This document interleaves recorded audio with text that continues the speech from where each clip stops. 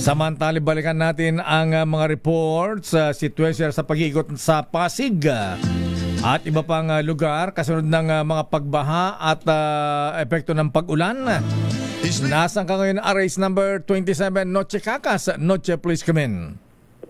Lakay, Miss Dea, bumper to bumper ngayon itong daloy ng trapiko sa C5 Road, magkabilang linya. Mula dito sa may C5 sa lungsod ng Taguig, binaypay natin na Lakay, Miss Dea, ng halos o mahigit na isang oras na ang biyahe dito sa may, at ngayon ay nakalagpas na tayo sa Barangay Ugong dito sa Pasig City. Ang direksyon natin papuntang Quezon City. Ganun rin ang kabilang C5 southbound lane ay usad pagong hanggang bumper to bumper na ang mga sasakyan. Patuloy pa rin Lakay ang malakas na ulan hanggang sa mga oras na ito.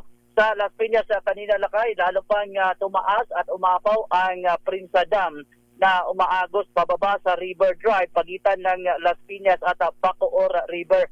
Dahil dito Lakay at Mistea, naka-alerto na rin ang mga residente, lalong-lalo na sa mababang lugar o Catsa Basin na areas tulad ng Barangay Pamplona 1, Barangay Zapote at Barangay Pulang Lupa na malapit lang sa ilog. Ganun din itong kabilang linya o kabilang side ng ilog, ang Barangay Ligas at Barangay Aniban sa lungsod naman ng Bacoor, Cavite. Lalo lang magkakaproblema Lakay at Mistea kung sasabayan pa ito ng mataas na antas ng dagat o high tide hanggang tuhod na ang tubig baha. Dito naman sa may area ng Santa Cecilia, papasok ng gate ng BF Resort Barangay Talondos at hindi na pasabol sa light vehicle sa lungsod ng Las Piñas.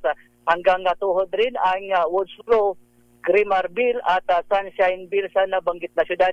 Sa Parañaque area naman Lakay, Mistea, sa tumataas na rin ang tubig ba dito sa may C5 Road malapit sa SM Sukat, pero pasabol pa sa mga sasakyan.